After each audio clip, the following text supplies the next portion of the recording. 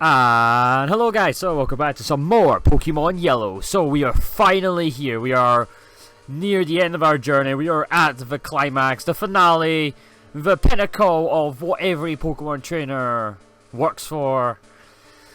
We're almost at the end of Pokemon Yellow guys. So like I said, last part we managed to go through the long and tedious, difficult victory road, and now we have finally arrived at the sacred ground of the Indigo Plateau, which is the Pokemon League. So before we started this part off, I did say I was going to do some off-screen trading, and I have done a lot of off-screen trading, so I'm going to show you what I've done, what movesets I've decided to do for all my Pokemon, etc, etc. So let's start off top. So we've got Dragonair level 54. The reason why I'm going to get to level 54 is a very special reason that I will be able to show later in this video. So level 54 will show off its stats: 107 attack, 94 defense, 90 speed, 97 special. Moves that's got Slam, Swift, Thunder, and Blizzard. So yes, the Blizzard TM and the Thunder TM, I decided to teach them both to Dragonair because I think that Dragonair will benefit a lot by having all these multiple elemental attacks. And the thing is, because Dragonair, or his evolution line as a whole in Generation 1, didn't get really a good move pool anyway. Like, honestly, if you look up like Dragonite's and Dragonair's move pool in Generation 1, he learns about like 7 moves, and they're really, really bad. So that's why I decided to teach him these TMs, give him a bit more diversity, make him more useful than what he was before. Snorlax, I got him to level 50. I did not want to use Strength. But yeah, Snorlax to level 50. I taught him some new moves as well. He learned Earthquake, so I decided to teach him Earthquake because I was undecided who I wanted to teach Earthquake TM to. Originally, I was actually going to try to teach it to Dragonair, but as far as I'm concerned, Dragonair doesn't learn Earthquake until later generations, because he can learn it in the later generations, just not in Generation 1, so I couldn't teach it to him. I could have taught it to Charizard, but then I was like, I think Snorlax needs something else apart from normal type moves, since he only has normal type moves in Double Edge and Strength. So I feel that that's a bit of a weak point for him, so I decided to give him Earthquake, and it's a very good a good move for him since he's got an incredibly high attack. If you look at 136 attack, in my opinion, it was worth it. I also taught him Double Edge as well. He learned that through leveling up. It's the most powerful normal type move you can get, except you do suffer a lot of recoil, so it's a big risk. But I felt that because he has a lot of HP, and he's bulky as hell anyway, that I think I could probably get away with doing that. Charizard got to level 50, and Charizard finally learned a new move. He still has Fire Blast, Slash, and Fly, but he finally learned Flamethrower, which in my opinion is just a much better move than Fire Blast, because 1, it has more PP, 2, it doesn't have a chance of missing, so it's probably more reliable than Fire Blast, and yeah, just getting rid of Scratch, which is something I really wanted to do, and I finally have, so having Flamethrower is a very big bonus. Gyarados, I think Gyarados' moveset stayed exactly the same. His stats are incredible though: 152 attack, 124 special, 112 speed, 107 defense, fantastic. His move pool is pretty much the same: Surf, Hydro Pump, Bite, and Ice Beam. No reason to change there. Good enough moves for me. Didn't really feel like I wanted to change him to any of his. I could have taught him Blizzard, don't get me wrong, but since he's got Ice Beam, I feel that Blizzard would have been better on Dragonair. So Jolteon's level 50 now as well. 86 attack, 84 defense, 155 speed, and 129 special. Attack and defense isn't really relevant. Speed and special is where he's really shines. His moveset hasn't really changed at all. Thunderbolt, Double Kick, Pit Missile, Thunder Wave, still the same moves. Like I said, I could have taught Jolteon Thunder. However, Jolteon actually learns Thunder not so longer in the future. He actually learns level 54 or something like that. So because of that, it would have been a waste to teach him Thunder when he learns it naturally, so it wasn't the point in doing that. My next Pokemon is Primeape. 136 attack, 125 speed, fantastic Pokemon, been there since the very beginning. It's got Karate Chop, Thrash, Low Kick, and Seismic Toss, so I decided to teach him Thrash, just because Thrash is a very, very powerful move. It's a 120 base power move. It goes on for 3 consecutive turns, however, you get confused by the end of it, so that's a big risk as a whole. But adding the extra power, that bit of extra damage, is always going to be fantastic to have, so I thought, why the hell not, since Primeape has also got a very nice attack stat. So yeah, now I finally covered all of that. I also bought some items from the shop, so if we can look down. I bought 16 full heals because I think that I'm not going to risk status conditions like paralysis, sleep, poison, so I think full heals is probably the best bet. I bought revives just in case obviously my Pokemon get KO'd. I'll have a way of reviving them, making sure they're always ready for the fight. And obviously I bought full restores as well, just because full restores fully heal your Pokemon to max health and fully restore them from status conditions, so I felt that they're the best potions I could probably buy. I have a lot of money anyway, so I have no other reason to use money in this game since I've pretty much got every single legendary Pokemon in the game. So I don't really need money for anything else apart from potions, so I felt that is probably the best choice. But yeah, all my Pokemon are fully healed, ready to go. We are now ready to take on the first of the Elite Four. And remember, once you enter the Elite Four, you cannot come back out until you lose the battle. So make sure you're fully ready, you're fully prepared, because once you enter, there's no point of return. If you want to, you can also just save, so that if you do have some regrets, you can just reset your game and come back here. But I don't think I'll need to do that. And yeah, let's go, shall we, to the very first Elite Four member. I want to have a Jolteon starting up front for good reasons. Just trust me, if you have electric type Pokemon, you want to start it up first. Anyways, welcome to the Pokemon League. I am Lorelei of the Elite Four. No one can bait me when it comes to the icy Pokemon.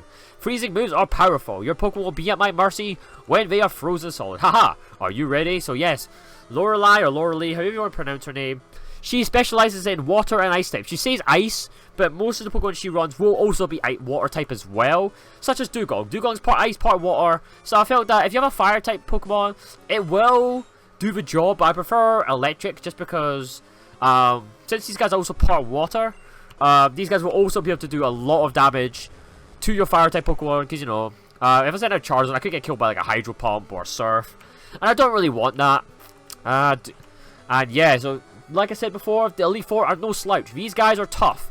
You know, these guys will not be taken lightly. You want to make sure you come in with absolute full force with everything you've got, because otherwise you are probably going to suffer, and you don't want that. So out of everything that you have done so far in the Pokemon game, I can definitely say that the Elite Four is obviously the hardest challenge, and that obviously makes sense. These are the final trainers before you become Pokemon champions. So of course these guys are going to fight. I'm going to send out the Cloyster, okay? I'm going to send out Dragonair actually for this.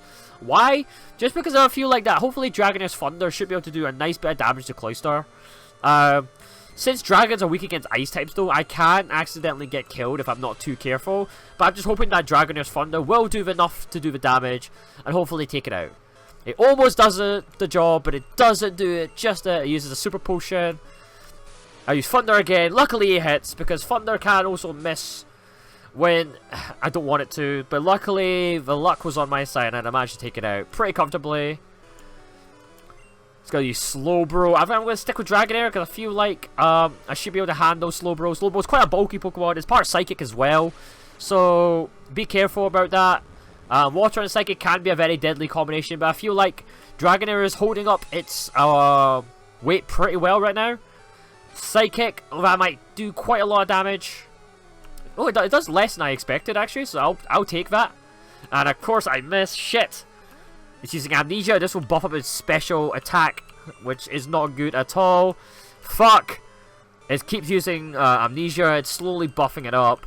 I need to kill it quickly before it decides to take me out. I think this will do just enough. Crap. No, it doesn't. Because I forgot that Amnesia buffs up its special defense and its defense, since in Generation 1... defense and special defense were both combined into one stat. So that's a thing. So Amnesia is very, very powerful in Generation 1. So you got to be careful about that. Now its psychic attacks are going to be extra, extra strong. And Slowbro is going to just be extra, extra bulky. So you want to be careful about that. Because Slowbro is going to almost kill me. Oh shit. Okay. I'll probably want to use Bite because... yes, I do. Bite was the good choice since its special defense was only buffed, not its normal defense. So I thought that was a good idea. Dragonair grew to level 55 and is trying to learn Hyper Beam. I do want to teach Dragonair Hyper Beam. There's a good reason why I want to teach him Hyper Beam.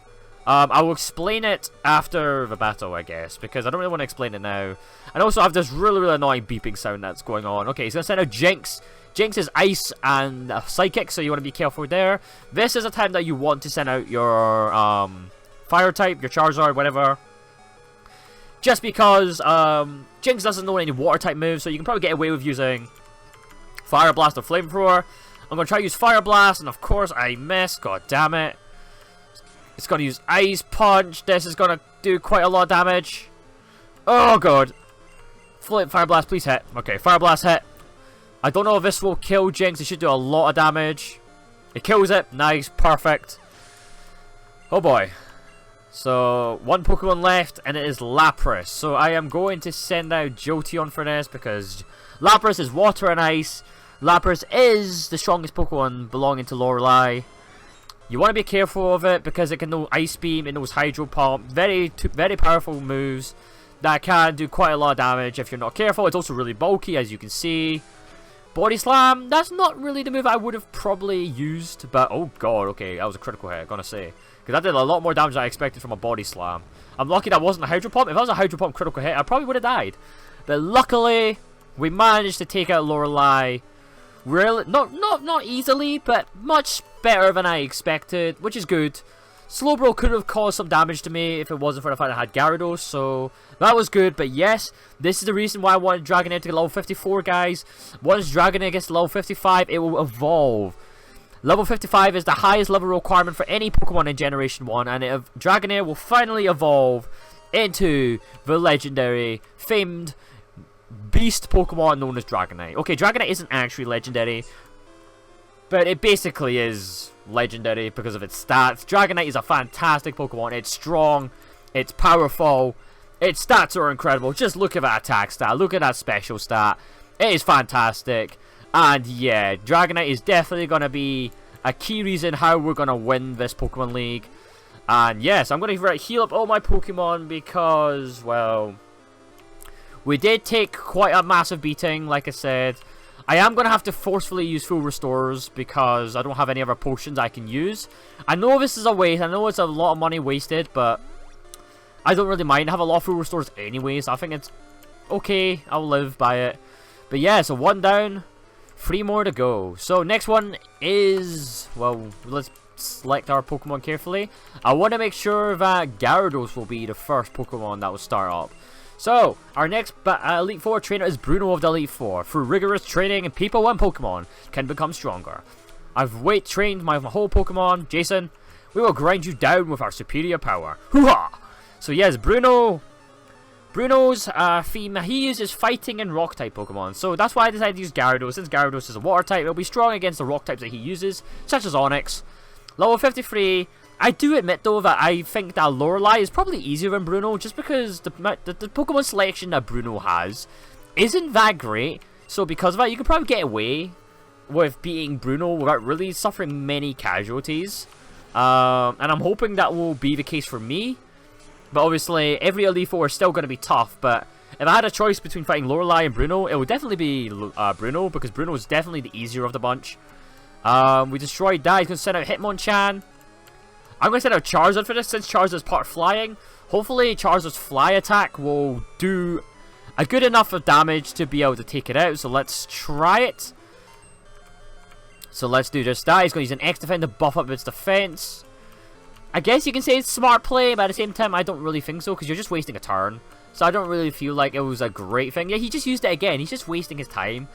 I'm just going to kill it with a Flamethrower, since his special defense is relatively low. So I should be able to comfortably take it out. Yeah, I do. Not bad at all. Nice. Charizard takes it out pretty easily. He's going to send a Hitmonlee.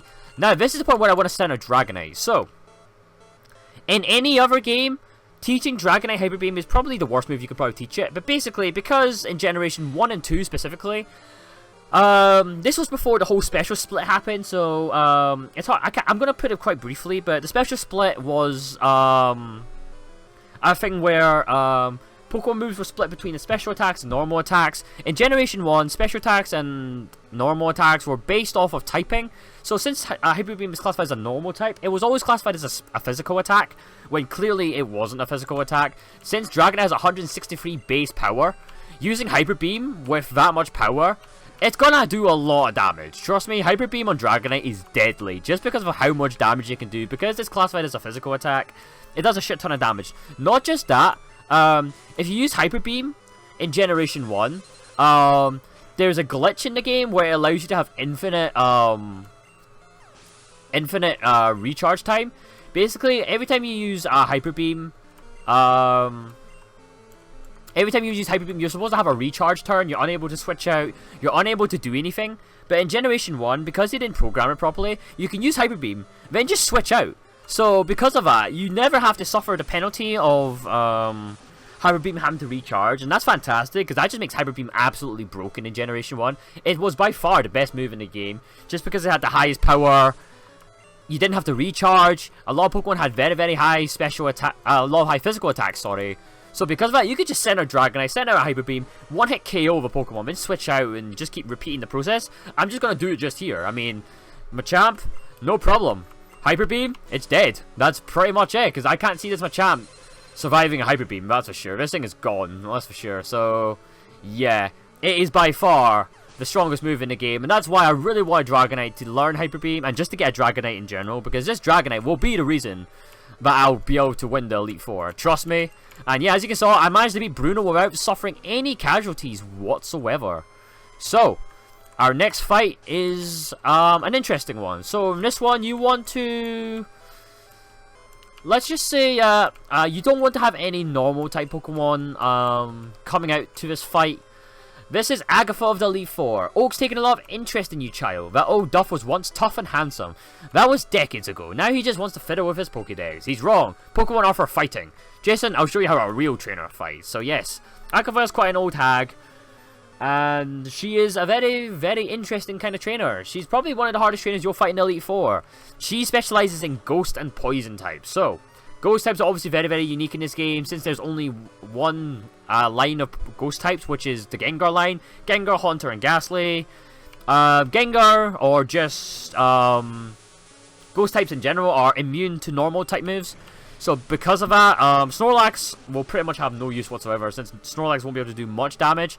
Not just that, Dragonite's Hyper Beam won't be able to do that much either, just because, like I said, it's a Ghost type, and Hyper Beam's a normal type move, so it won't be able to do any damage in that either.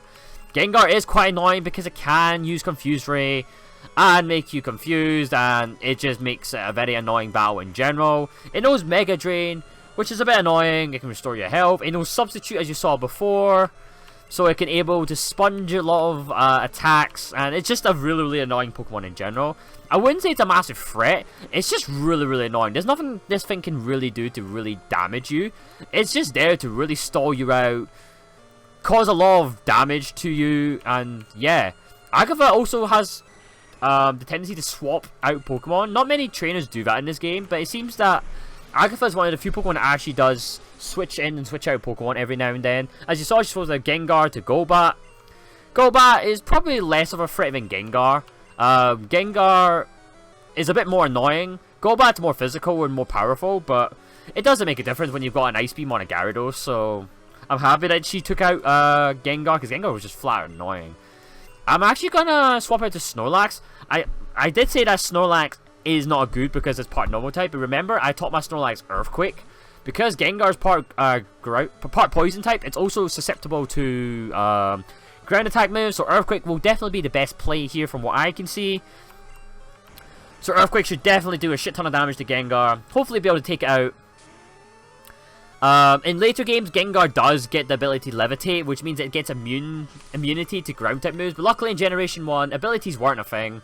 So because of that, I can definitely take advantage of the fact that these guys can get killed by Earthquake, because Earthquake will definitely be the reason why I'm able to beat these guys. It's using Hypnosis. Hypnosis is a pain in the ass, because obviously it puts you to sleep.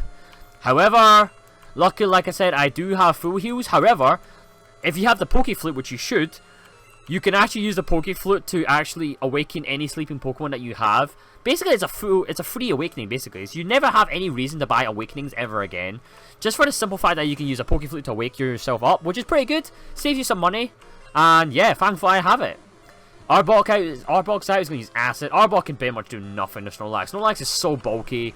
It can stand pretty much any hit from Arbok. Arbok's part poison, like I said. Poison is weak to ground. Snorlax with Earthquake. It's black and white, pretty simple. It should pretty much get killed. It's going to use a Super Potion. You're just delaying the inevitable, to be honest, because one more Earthquake and Arbok is down for the count. Not too bad at all. Right, we've taken out 2 of our Pokemon, no, 3 of our Pokemon now. So we've got 3 down, 2 more to go. She's going to send a Haunter again. Snorlax is doing a lot better than I expected him to do, but he is just tearing people apart with Earthquake, because like I said, Earthquake is OP as shit. However, Haunter is being an absolute pain in the ass with bloody Hypnosis. I don't know why this is a Haunter instead of a Gengar, but sure, I guess. Let's use a Poke Flute to awaken Snorlax once again. I think this Haunter knows Dream Eater as well. No, it only knows Lick. Okay, that's fine. But yeah, like you saw, he tried to use Lick, which is a Ghost type move. Couldn't do anything. Okay, this is getting really, really annoying just because this hypnosis is really, really taking its toll.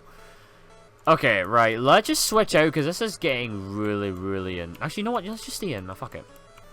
I mean, there's no reason to switch out anyway because it's not like I'm using any items up. I mean, I can use the Poke Flute as much times as I want and I can wake up over and over again. It's just time consuming, basically. There's not really a flaw in this. Oh my god. Okay, he's going to use Confuse Ray. That's going to be a pain in the ass. Why use Hypnosis and Confuse Ray? Why? Oh my god. Okay. This is just stupid. Okay, it's just going to... It's going to obviously just keep spamming Hypnosis, so I'm not going to bother with that. I'm just going to send out Jolteon. Why not? Because Jolteon's faster than Haunter. It should be able to outspeed it. Snorlax was slow, which was probably the reason why I kept spamming. Why? How did it predict I was going to switch out? Oh my god. See, Agatha is just flat out annoying. Like, seriously? Like, I can't believe this. Oh my god. Right, let's just use another Poke Flute. Oh my god. Haunter, like, Haunter as a Pokemon is very easy to kill. It's just the fact that it keeps trying to put me to sleep. Oh my god. Please. Please stop doing this. Alright. Can we at least kill it with Thunderbolt? Please don't hit myself in confusion. Good, nice. It misses? Are you fucking serious? Oh my god, why? Why? Why would it miss? Okay, please. Oh my god, my luck is so bad. Please. Alright, it stopped using Hypnosis, which is good. Can I use Thunderbolt? There we go. I don't know if this will kill. It should do a lot of damage, but I'm not sure if this will kill. No, it doesn't. It almost kills. It's going to use a Super Potion. Right, okay, not too bad. Thunderbolt, please hit. Yes, not so bad. My luck is a bit better this time off. This should be able to take out Haunter. It doesn't, for fuck's sake. Oh my god. Okay. This is a pain in the ass. One more Thunderbolt. This should take out Haunter. It does. Nice. I really wish I could just use Dragonite Hyper Beam to finish the job. But unfortunately, I can't because these guys are part Ghost. It's a bit annoying. His last Pokemon is going to be Gengar. Let's send out Snorlax one more time. Hopefully Gengar won't use Hypnosis, but it's definitely the highest level Pokemon we've encountered so far. Level 60, quite tough, but hopefully Snorlax can defy the confusion and kill it with Earthquake. Please, Snorlax, I believe in you. Come on. Yes, the Earthquake hits. Hopefully, if this should do the job, this should be able to one-hit KO Gengar. Moment of truth. Oh, it lasts with 1 HP. Are you serious? It doesn't matter because they used a Super Potion. We should be able to kill it with Earthquake if we don't hit ourselves. We do not hit ourselves. That means that Agatha is finally down. We are finally beating Gengar. We've beaten Agatha. 3 Elite Four trainers down. 1 more to go. Not too bad. Yes. I have to admit, Agatha as a child was definitely one of the most annoying trainers I've ever faced. Just because I was really annoyed with the whole Hypnosis crap. That was just outright annoying. Not just that, I didn't realize that the Poke Flute could be used during battle as well. I thought it could only use outside of battle.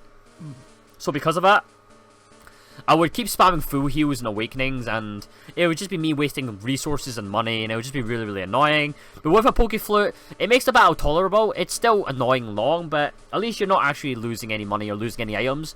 But yes, guys, as you can see, our last Elite Four trainer stands right ahead of us.